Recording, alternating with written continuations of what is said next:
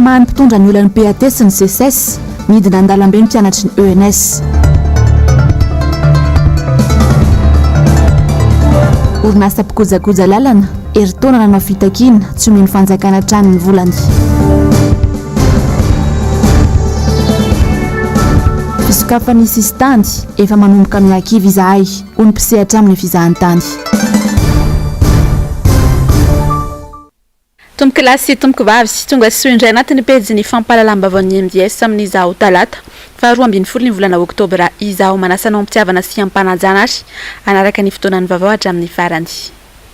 Ny pejy ny fampianarana ronday isan-tarantsika ny vaovao amin'izao takariva izaho araka nefa hitantsika tao anatin'ny lohatenim-baovao iny ary dia nitokana ny mpianatra tesy amin'ny ENS Ampefloa Androany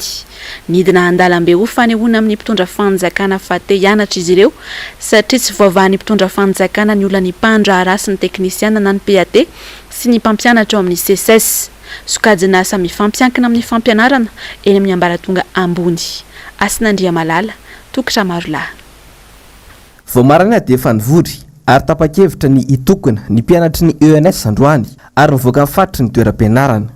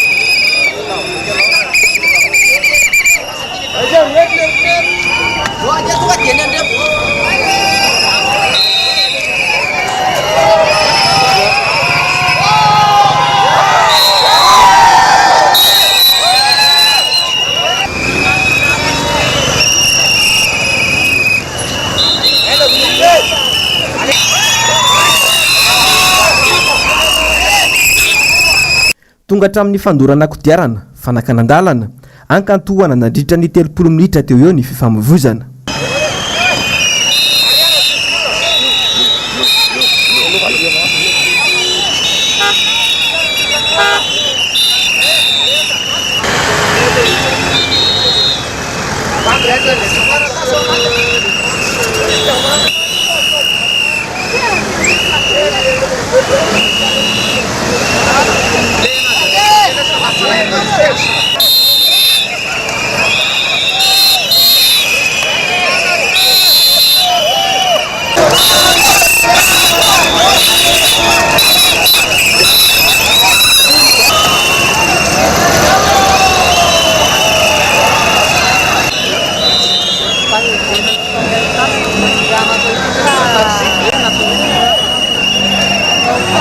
Efa ho tamin'ny 12 sy sasany vao nikadona ny mpitandro filaminana ny rongo fitaovam-piadiana. Vaky nandositra kosa ireo mpianatra.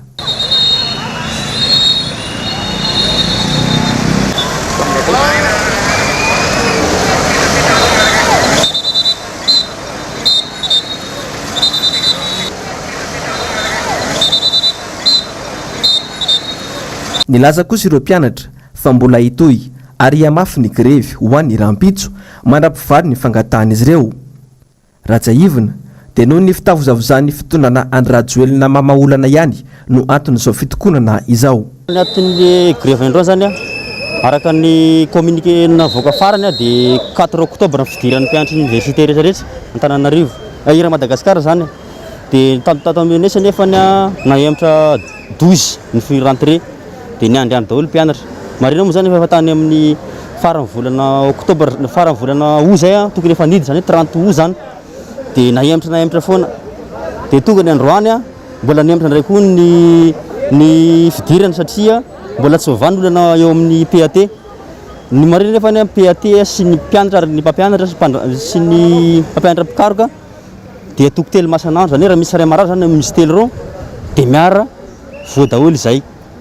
dia zany zay manaitra ny mpitondra fanjakana zay mba sy jery agny farany zay aingana ny olana amin'ny université satria reo mpianatra be dia be reo dia mitarina ty aminay mitarika an'zareo hoe efa ty anatra zay nefa ny eto aematra foana zay nefa avy any ambanivohitra misy vatsy mbola lavitra ray aman-dreny lany fotsiny ny vola sy ny vatsy tokony atao amin'le fianarana no mitonatona fotsiny dia mangataka ny zareo hoe mba afainganina atao zany zay manan'olana amin'ny université mba hidirana agny farany zay aingana hita moa zany teo fa noho le situation sanitaire teo dia mitarasika be ny any universitaire dia mbola nesaka an'izay mba hoe avitanina azy aloha kanefa zao lasa misy an'ity olona ty manjady amin'ny PAT ty dia zay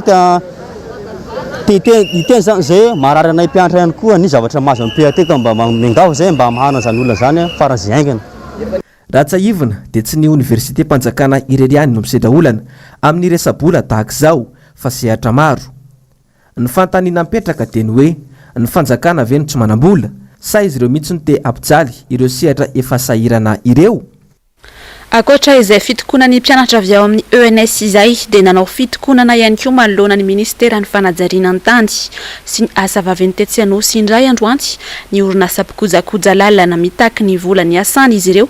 nandritra ny fotoam-piasany ny taona 2024 fanadihadiny eo amin'ny sary sy rindran-tsary ny Andra Kotomalala.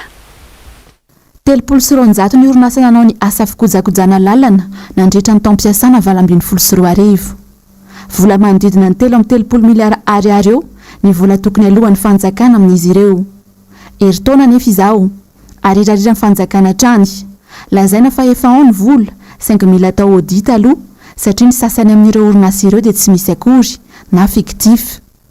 Hatramin'izao anefa tsy mbola nalohan'ny fanjakana ihany ny vola. Audit zany zay hoe miandry kely nareo fa atao audit satria hoe misy ny asa fictif ao dia nitaka zay hoe avoara ny listinina ny olona manao fictif fa zay mba tena ny asa kosa pay eo miandry heritaona ty ariana ohatrany hoe tsisy indray zany le fictif efa nisy tamin'ny DGTP ihany moa zany dia niteny hoe tsisy indray fictif fa mety daholo ny asa nareo fa miandry kely ny rapport d'audit miandry nefa zay hatramin'izao tamin'le 6 octobre no feno heritaona ny cessation de paiement anay nandeha tany amin'ny trésor ny chèque-nay efa ao amin'ny trésor hatramin'izao tsy haiko le 4 octobre tsika zao heritaona mahery zany zay tena efa tsararony tsonokopoko nangataka zay fiona amin'ny premier ministre satria misy miteny hoe ny any amin'ny primature no bloqué an'io tsy raisin'ny premier ministre misy miteny hoe ny any amin'ny présidence tsy raisin'ny any amin'ny présidence tonga ato zay satria ny ministère ny travaux zany ny hoe ray-pianay dia aty foana aloha zay mitaka kanefa ny manomboka eo tsy hijanona tsony tompoko ny fitakianay satria efa maty ny namanay be da be maty be marary tsisy mihinan-kanina tsony tsy mianatra ny zanaka ny sasany miakatra contentieux ka dia mengavo zay tsy gafy tsy manao inina tsy mangataka izahay re tompoko tsy mangataka fanampiana izahay fa mivaly sasaranay mivaly sasaran'ireo mpiasanay tsy mihinan-kanindreo no takinay. Nandritra ny fotoana nanaovana ny fanadihadiana tetỳ an-toerana ny maraina teo efa niantrana tetỳ ny mpitandro ny filaminana raha matahory izao atao aminay izao hoy ireto mpiasa mpikojakoja lalana ireto volanay no takinay fa tsy manao fanakorontanana akory izahay. Tonga eto zay dia tonga avy any moraity zay tsy migafy tsy manimba zavatra fa tonga fotsiny zareo tsy fantatra inona tena ataonay izy lehibe anay zay rehetrarehetra tsisy lehibe fa zay rehetrarehetra mivondrona ao amin'ny entreprise ary le matahora mba aoka tompoko mba hatsatra tsy azoko inona mahatonga le moraigi firy 4 reo miodiody reo aninona anay tonga avy any tonga dia mitabataba iza zany mipitarika anareo tsisy pitarika zay tompoko fa zay menaka fisolo tena ny entreprise samy mitaky ny volany daholo dia avoay ny volanay dia milamina fotsiny izahay. Tsy hijanona intsony ny fitakianay hoy hatrany ireto mpiasa ireto. Ny filoha teo efa nanambara fa efa ao ny vola fa miandry ny fanaovana audita sisa dia mivoaka.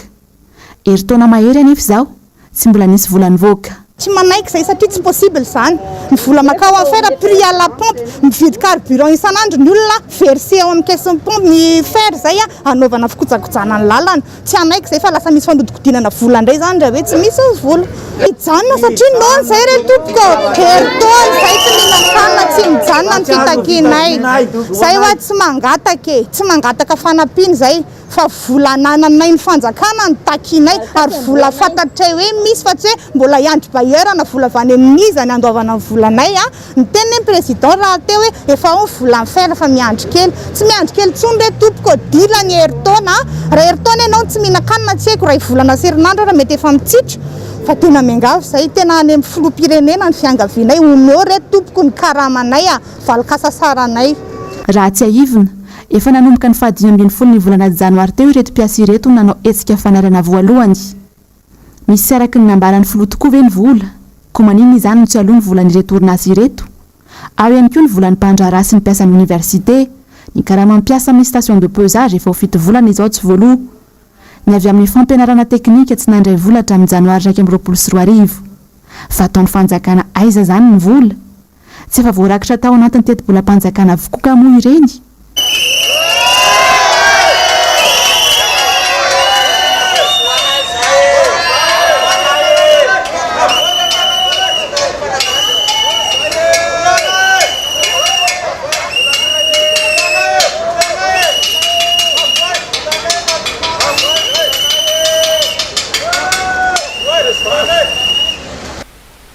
ny emitra androany kosa ny fitsarana ireo mpitsabo miisa roa edimy amin'ny rina ary ireo mpiandry fonja miisa efatra rehefa niakatra fampanoavana omaly tetsy amin'ny fitsarana araky ny loharanom-baovao iray moa dia afaka mahadiodio ireo mpitsabo roa ireo raha toka kosa ka niarana isazy edimy amin'ny rina sy ny mpiambina azy miisa roa Zavandre Maefa sy Mathieu Prince.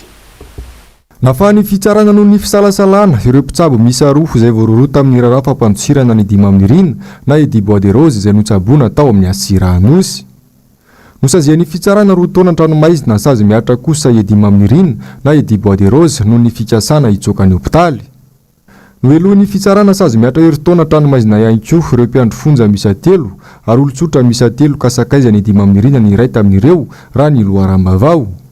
Mpiandry fonja iray kosa afaka noho ny fisalasalana. Naharitra ora maro ny fitsarana azy ireo raha toka nanomboka tamin'ny folora sasany maraina izany ary tsy tapitra rasy tamin'ny 3 ora folakandro teo. Ratsaivo natao arian'ny fakanambavany azy ireo omaly, niroso avy hatrany tamin'ny fitsarana andraray ireo mpitsara izay naempotra androany talata. Miverina amin'lohany ny araka izany ny asa fitsaboana ao amin'ny Asiranosy manomboka androany raha toka nisy fiatoana izany sy nandritra ny fitazomana ireo mpitsabo miisa roa voasaringotra tamin'ity sy raharaha ity. Amin'ity volana Oktobra ity no novinany ny fanjakana malagasy fa anokafana ny sistany ny Madagasikara. Efa tsindrindoana avokoa manoloana izany ny mpisehatra rehetra eo amin'ny tontolon'ny fizahantany. Hatramin'izao anefa dia tsy voafaritra mazava tsara na ny andro na ny fotoana isokafan'izay sistany izay. Zavandre Maefa sy Mathieu Prince hatrany. Ny volana septambra lasa teo no nampanantena ary nilaza ny fitondram-panjakana fa vinavinaina isokatra amin'ity volana Oktobra ity ny sistany ny Madagasikara. Miankina amin'ny fivoarana ny valanaretana Covid-19 avy any ivelany kosa nefa izany. Efa isasaka nefa ity ny volana Oktobra tsy mbola andrenesam-peo mikasika ny andro sy ny fotoana isokafan'ny sistany sy ireo tompon'andraikitra misahana izany fa indrindra ny avy amin'ny fanjakana fohibe. Tsy tokony salasala nokatra ny sistany intsony ny fitondram-panjakana hoy ity mpisehatra amin'ny fizahantany ity raha tena mipetraka ny drafitra matipaika hiarovana ny valanaretana Covid-19 toy ny fanaovam-baksiny izay mbola ambany dia ambany ny tany mihoatra amin'ny any ivelany. Ny tena olana moa eto amin'ilay firenena maro foana matetika ny vinavinana atolotry ny fitondram-panjakana izay tsy tonga amin'ilay tsy mety hita hoe rovina marina. Raha ny fisokafan'ny sistany efa hatry ny ela foana izay eo ato misehatra ny fizahantany no nametraka hoe misy tetika tokony apetraka ao anatin'izany resaka fanaovana vaksiny satria tsarovy tsara fa ny ivelany tsy ny fisian'ny ohatra hoe ireny fanafody arokandro ireny na ny fahatanjahan'ny mponina akory no ahafahatonga andrareo aka décision hoe andeha vaksiny hanao vakansa fa le fisian'ireo vaksiny indrindrandrindra amin'izareo any efa 68-70% ny taux de vaccination ny tsika eto nefa fitondram-panjakana malagasy mbola tsy manana an'izay drafitra akory zay. Ka raha miresaka ianao amin'ilay hoe tamin'ny mois de septembre ny fitondram-panjakana ny tena hoe isokatra efa mba faly ihany moa ny mpandraraha kanefa nandroso ihany ity ny mois d'octobre ohatran'ny efa kivy ary ny maro le mpandraraha ny mifaritry nosy be no efa manomboka mihitsy hoe raha tsy misokatra amin'ny oktobra ity ny ny sistany dia efa betsaka aminay no tsy maintsy androka definitive an'le mpiara-miasa amin'izay. Manodidina ny enimetsy eo ireo mpizahan-tany anatiny eto Madagasikara talohan'ireny valanaretana Covid-19 ireny raha ny fanazavana trany. Maro amin'izy ireo anefa no tsy tafarin-doha ary tsy mahavita manjifa intsony izay fizahan-tany anatin'izay noho ny efa mividy izay ambany dia ambany amin'izao fotoana izao. Ireo olona ireo zany tokony mba mena fahafahana bebe kokoa manjifa n'le resaka fizahan-tany anatiny mba hampiakatra. Taddio fa misy elanelany be mihitsy ny mpizahan-tany anatiny sy ny mpizahan-tany avy any ivelany. Ny mpizahan-tany avy any ivelany taddio fa any amin'ny folo tapitrisa ariary any lanin'ny olona anankiray. Ny tsika eto nefa ny raha mandany angambany any amin'ny ray tapitrisa ariary raha mandany ozy izy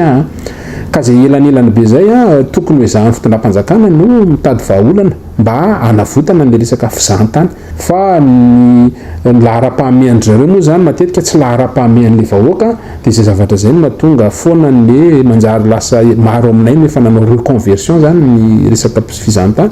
izay tadidio tsara fa anisan'ny mampidina ny qualité ny fahatsaran'le fizahan-tany indray rehefa ohatra ka tonga ka miverina marina le fizahan-tany avy any ivelany satria le fizahan-tany anatiny dia tena mbola tsy mahihaka fa miezaka mahavelona fotsiny zany le fizahan-tany anany reny fizahan-tany eto Madagasikara iny zany tena resaka miezaka mba hoe mba afaka mitsangana fotsiny le orinasa. Ankoatr'io maro ny fanarenana sy ny fanatsarana tokony atao amin'ny tontolo ny fizahan-tany sy ho hatrany ny fanazavana. Tadidio fa ankoatra ny fanofanana eo koa ny foto-drafitrasa. Ny parka amin'izao fotoana izao raha ndresahana dia efa tena simba hatrany amin'ny 700 isan-jato any raha tsy resahantsika fotsiny ny fahamaizana ny karafantsika izy hitantsika ny amin'ny tambajotra serasera reny. Resaka eo koa ny resaka fandriampahalemana ny resaka sécurité noho ny tsy fisian'le asa amin'izao fotoana izao dia lasa miditra anaty parka ny ankabetsan'ny olona manao piage mangalatra zany dia manimba an'izay zavatra zay nefa tsisy koa moa ny fidiram-bola ny zareo reny dia matetika lasa le satria tadidio fa ny fidiram-bola no ahafahana mitaiza amin'ny valany zavaboary rehetrarehetra reny ka rehefa tsy tonga le mpizahan-tany manao an'le fandoavam-bola zay dia tadidio fa tsisy vola fidiram-bola tsony koa zany reny valany zavaboary reny hitaizana sy hanatsarana anazy ka raha ohatra tsika ka tsy manana politika mazava tsara amin'ny fitezana amin'ny fanampiana fa tsy miandry matetika manko ny olana amintsika dia miandry an'le famatsim-bola avy any ivelany foana dia rehefa tsy manana izay politika izay tsika dia manjary lasa ny tsy mandrora amin'ny tsy lantsika satria ny firenentsika ihany ny ratsy. Andrasan'ireo mpisehatra amin'ny fizahan-tany araka izany io fotoana sy andro izay nampanantenainy ny fitondram-panjakana isokafa ny sisy tany io izay tokony amin'ity volana Oktobra ity. Ikatona mandritra ny iray volana ny fanjonona amin'ny ranomasin'ny faritra Atsimo Atsinanana izany hoe manomboka ny 15 ny volana Oktobra izao hatramin'ny 15 ny volana Novambra. Miato mandritra io fotoana io ihany koa ny asa rehetra mifandraiky amin'ny fanangonana trondron-dranomamy. Ankoatra ny vokatra avy amin'ny fiompiana an-dranomasina, mbola azo atao kosa ny manangona sy mivarotra vokatra azo avy amin'ny fiompiana trondro an-dranomamy raha misy ny fanambarana mazava mba ahafahana manara-maso ny fiaviany vokatra.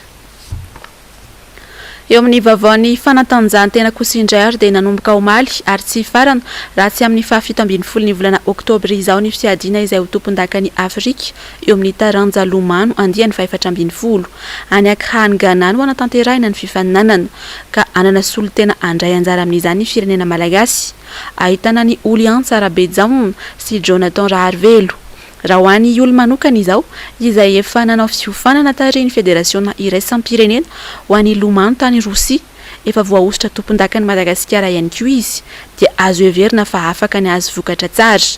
Efa nanainga ny azo an'i Ghana moa i Jonathan raha kosa efa any an-toerany Ioly. Raha tsy ahivina ity fifaninanana ity dia saika ho tanterahana ny Durban Afrika Atsimo ny volana Aprily 24 lasa teo saingy ny emotra hatrany izany noho ny fisian'ny valanaretina Covid-19. Eo amin'ny maresaka iraisam-pirenena kosa indray ary dia manentana ny vehivavy bevoka any an-toerana ny gouvernemanta Britanika hanao vaksiny ho fiarovana amin'ny valanaretina Covid-19. Ny fitsinjovana ny fahasalamany ireny sy ny zaza ao an-kibo sy ny antony anaovana izao fanentanana izao. Ny andindin'izay ary tanteriny onja lalaina Ranaivomanana sy Manora Andriamalala. Mirotsaka an-tsehatra ny gouvernemanta Britanika manentana vehivavy bevoka any an-toerana ny vaksiny. Ny fanaovana vaksiny ihany aloha hatreto ny fomba mahomby hiadiana amin'ny fiparitahan'ny valanaretina Covid-19. araka ny antotanisy anavoaka ny sampandraramisana amin'ny fahasalamana britanika dia indray ampadinin'ireo olona marary ahitana fahasarotana ny antoerana dia vehivavy bevoka tsy vita vaksiny avokoa. Raha ny fanazavana ny eto mpitsabo any antoerana trany dia mety hiteraka voka-dratsy eo amin'ny fahasalaman'ireny sy ny zaza ao an-kibony ny otrikaretina covid-19 antony any tanana ny vehivavy bevoka ano vaksiny. Azo atao vaksiny foana amin'ny vehivavy mandritra ny fotoana hitondrany voka ary tsy atahorana hisy fiantraikany eo amin'ny fahasalamany sy ny zaza ao an-kibony izany araka ny fanazavana mpitsabo hatrany.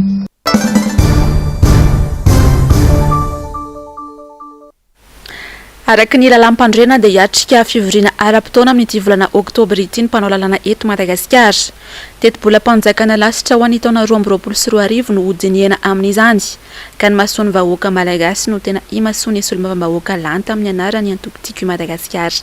Asinandria malala sy tokra marolahy. Tsy misy afa-tsy ny fijerena ny marary ny vahoaka no jerenay hoy ny nambara ny solombavam-bahoaka fetra lamosavimbololona. Anomboka amin'ny 10 Oktobra ho avy zao matsy ny fivoriana ara-potoana andreo mpanao lalàna eto Madagasikara ka raha ho an'ireo solombavam-bahoaka timo dia ny marary ny vahoaka hatrany no tena ifatohany izy ireo. Efa ela no nitakin'ny avy aty amin'ny fanoherana ny avy aty amin'ny solombavam-bahoaka tiako Madagasikara toy ny hoe fijerena ny tena lara-pahamehana ny amin'ny fotoanany. Misy ny asa sy ny tetikasa atao hoe atombotrezaka, foiezaka, salanezaka ary lavitrezaka. Ny zavatra hitan'ireto fitondram-panjakana reto hatreto dia ny atreo amin'ny atombotrezaka ihany na le pompier na le vonjy tavanandro. Tsy misy ny zavatra mipetraka anatsarana amin'ny akapoben'le fiainana amina fotoana mitoy izay indrindra hoe fametrahana amin'izay le hoe fotoana vanim-potoana faharetan'izay mba ahafahana miomana sy mioty an'izany any aoriana any. Tsy afaka tsinona tamin'izay le resaka na dia ataoko hoe ny salanezaka ara na ny moyen terme dia efa tsy hitan'rareo hoe fomba ahoana ny hitondrana azy. Io tokony jerena arakaraka ny teo am-pelantanana, arakaraka ny volaniditra tamin'ny fanjakana. Na teo hoe teo ny covid-19 na tsy teo, nisy nge ny fanampiana betsaka azo avy any ivelany fa tsy hitan'izany fa ny zavatra resaka vonjy tavanandro ny sehosehoana ny nataoka mba tsy ho izay intsony. Azo inona fa tsy maintsy andalo eny anivon'ny antenimera-pirenena ihany koa ny fankatoavana ny fitrosambola miopapana nataony fanjakana Andry Rajoelina anatanterahana ilay tetikasa teleferika. Andrasana amin'izao fivoriana ara-potoana manaraka izao zany hoe ny andiniana ny lalàna mifeny teti-bola initial zany LFI 2022 io dia mba fandraisana andraikitra ny miantso ireo solombavam-bahoaka namana rehetra na avy aiza misy azy na ho an'ny maro anisy io na nireo tsy miankina mba handray andraikitra fa tsy atao toy ny postra atao amin'ny antemera-pirenena tsy atao toy ny kofe manara-panjaitra ny solombavam-bahoaka fa mba sahijoro aka ohatra anankiray makasika ny resaka teleferika raha tena hita satria ho ratification mihina fa andalo ato iny ho ankatoavina na tsy mba handray andraikitra le solombavam-bahoaka indrindra fa ianareo maro anisy natao hoe tompony fanapahan-kevitra na tsy mitsahatra amin'ny teny izay manao sosi-kevitra anatsarana ny fiainam-bahoaka sy mba hoe anamaivanana n'izany trosa efa misy mianjady amin'le firenena malagasy izany ka dia mba sahi anareo mandray andraikitra sahi manao tsy amina asa izay tsy mahasoa ny vahoaka malagasy fa olombitsy ary tombotsoa omena no orinasa efa matanjaka ireny mampidi-trosa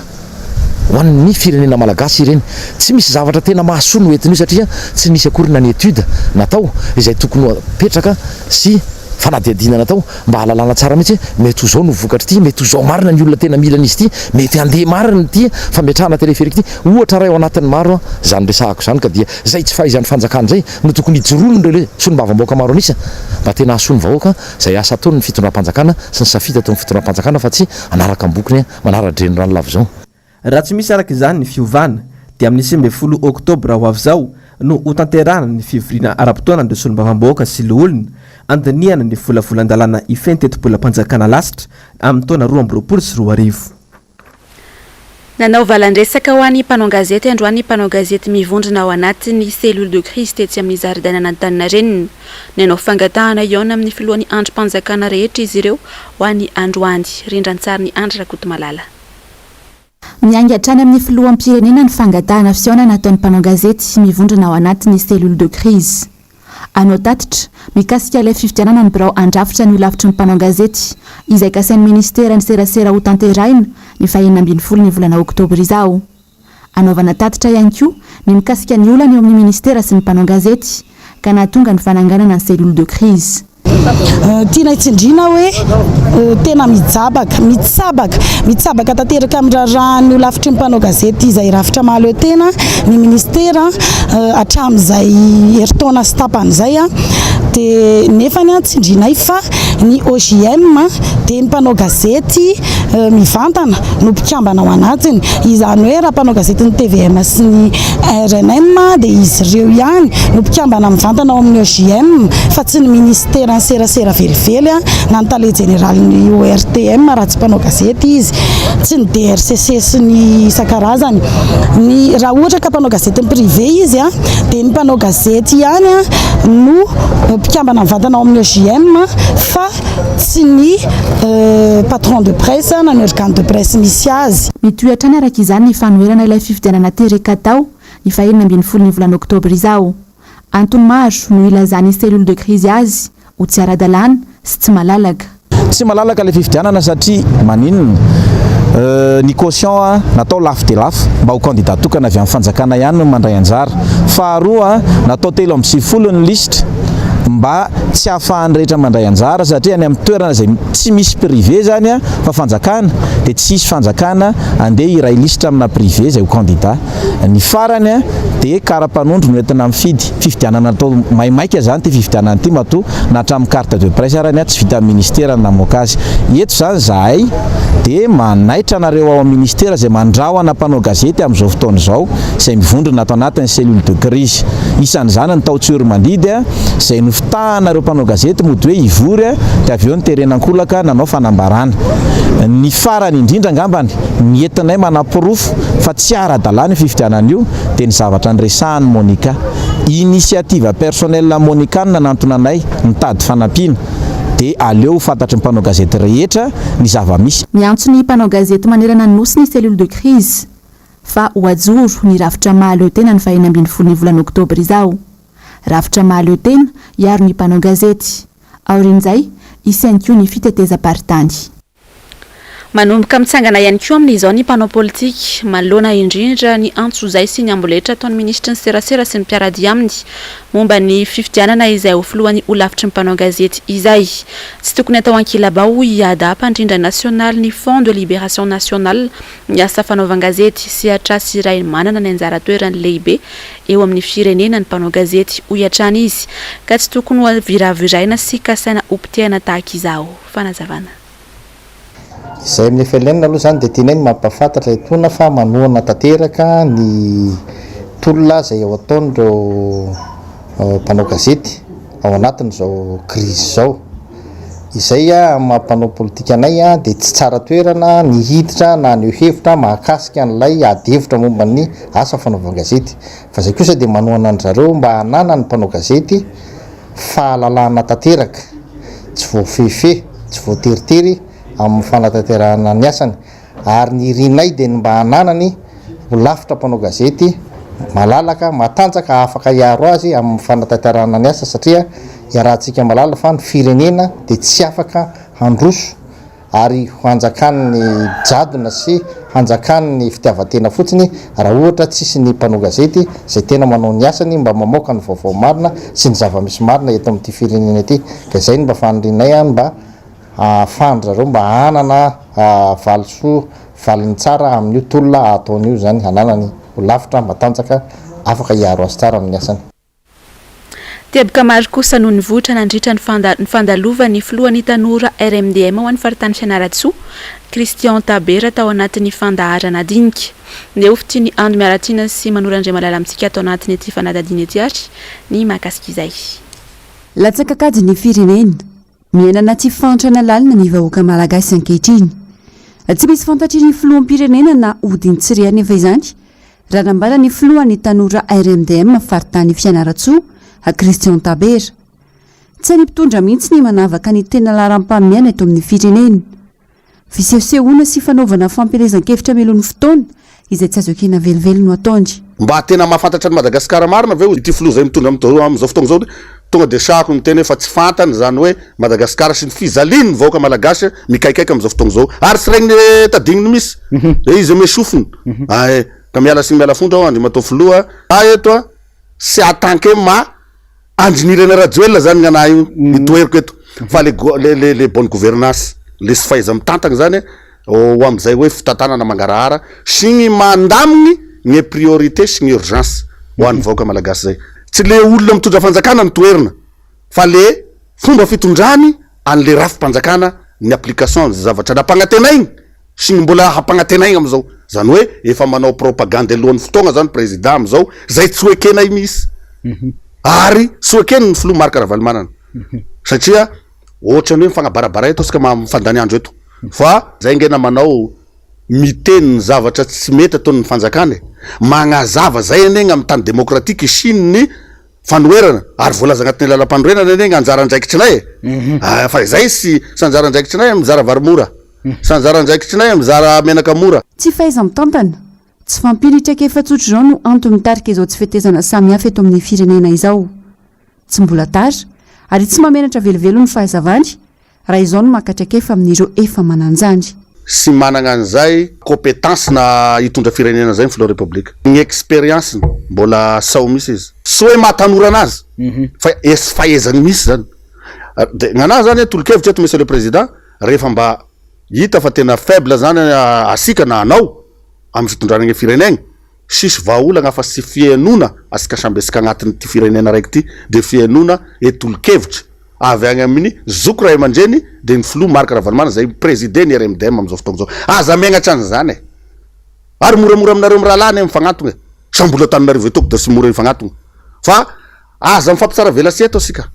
izy teneniko zay fa mizaly vahoaka malagasy am'izao fotoagna zao na sy fandriampahalemagna na sy fahasalamagna io korotagny rehetrarehetra io eo maitragno zany zao hitanao problema io zany zao ankoatra ireo dia lafiny zavatra maro no voaresaka atao anatiny ity fandarana ity mahakasika indrindra ny raram-pirenena ankehitriny voatendro sekretera général faharoa eo anivony antoko-tiky Madagasikara kosa ny solo-mavamahoaka Rabenirina Mamniaina Solondraibe raha ny fampahafantarana ofisialy navoaka ny filoha-mpanorona ity antoko ity Marc Ravalomanana nandritra ny fivoriana no tanterahin'izy ireo teny faravohitra ny farany herinandro lasa teo marina fa ny sekretera général voalohany dia tsy miova fa Tahirnirina Randriamasinoro amaranasika ny vaovao tahaky ny mahazatra ary dia ankoatra ny toedra rahampirenena amin'ny ankapobeny sy novelabelarina atao anatin'ny fandaharana miara-manonja ho an'ny androany ihany koa ny makasika indrindra ny loza ampifamovoizana ny siolany tatoato izay ny andindin'izay ary fitiany onjalalaina ranaivomanana sy Manorandriamalala misesisesy ny lozam-pifamovoizana indrindra fanontany amin'ireo lalam-pirenena tatoato saika namozana ain'olona polony hatrany izany raha tsy laza fa tsy ilay tranga teo amin'ny commune Karamena distrika Ambalavao Malomaraina 12 indray namony ainy tamin'izany ary mpandeha 15 hafa ny naratra ankoatra ny mpamily tompony andraikitra voalohany tsy afa-miala ao anatin'ny tranga tahaka izao manam-pahefana isa-tsokajiny eto amin'ny firenena mba hojerena aloha voalohany indrindra hoe manahoana ny fahaizan'le mpitondra tomobile amin'ny familiana n'le fiara fa tsy izay rehetra mahay mitondra an'io dia hitondra an'io daholo faharoa manarak'izay dia tokony mba jerena mihitsy hoe inona ny fiara tokony mba anao fitateran'olona eto raha fahafantarako azy anao io sprinter azy io crafter io any ampitan-dranomasina any anao io dia tsy natao hitondrana olona mihitsy fitondrana entana io dikan'izany raha fitondrana entana io na natao hoe organe anekitra anatin'ny tomobile zay moa ny filazana azy amin'ny lafiny teknika dia tsy nomanina mihitsy ny amin'ny fitondrana olona fitaratra voalohany amin'ny fanarahan-dalàna amin'ny fitondram-panjakana hatreto anefa toa natao haingona tabatra ny lalàna ka manjaka ny kabiraraka ary manao izay tiany atao avokoa ny mpampiasa lalana araka ny nambaran'ity solom-bavambahoaka ity hatrany ny lalàna misy fa mifampiarana azy ny mbola goragora tsy tokony hianana fotsiny amin'ny fijerena ny taratasy ny fiara ny mpitandro ny filaminana manao ny fisavana ho hatrany ity solom-bavambahoaka ity mba hisorohana lozam-pifamovoizana tahaka izao tena eo amin'le fanarahana an'le lalàna mihitsy zany ny tena tsisy ary tena kaboraraka be tenenina fotsiny hoe raisina fotsiny zao lalàna momba fitsarana tomobile petraka daholo ataoko efa misy teboka efa misy hotelopolo tokony arahana fa zavatra vitsivitsy fotsiny tonga dia fa hoe manao na frein io frein io dia tokony jerena hoe izy efatra ve manao daholo dia manao frein fa tsy dia zany loatra manao na jiro manahoana ny zay misy le tena manahoana ny cylindre bloquant sy le manao ny amortisseur sa zavatra rehetra zany nefa miara-miasa dolo reo le organe annexe miara-miasa dolo reo mba tonga ny fisarina ho ara-dalàna nefa tezalo raha taratasy fotsiny jerena ary na eny an-dalàna eny azy anao miteny hoe fijerena ny hoe alcoteste sindretra rehetra mety tsy misy an'izany ny atsika mety efa tonga any amin'ny brigade satria nanao accident zay vo hoe natao alcoteste fa de mety horokoroana kely fotsiny na hoe manatinao le mpitandro filaminana de maimbo alcool ela ampiaro amin'ny lalàna asoro ny permis nagadrany izy sindretra rehetra zay fa ny atsika eto tsy zany le izy ary zany ny problème eto any inona mahatonga zany satria hatrany amin'le mpiasa-panjakana mpitandro ny filaminana mihitsy zany manomboka tsy manara-dala ny aty amin'ny ville amin'ny telefony no maso mpitandro ny filaminana tsy misy ninona ny ataon'le mpitandro ny filaminana na ohatra raha plaque rouge na lehibe no telefona de vao mainky mendra la salut fa tsy raha rengy hoe tsy azo atao io a tapitsary ny fampalalam-bavao izao alina izao ankasitrahako hatrany ianao nanaraka izany hatramin'ny farany global news ahoana marina ary ny horonan-tsary mitondra ny lohan'ny teme coursier no arahantsika rehefa avy eo veloma tompoko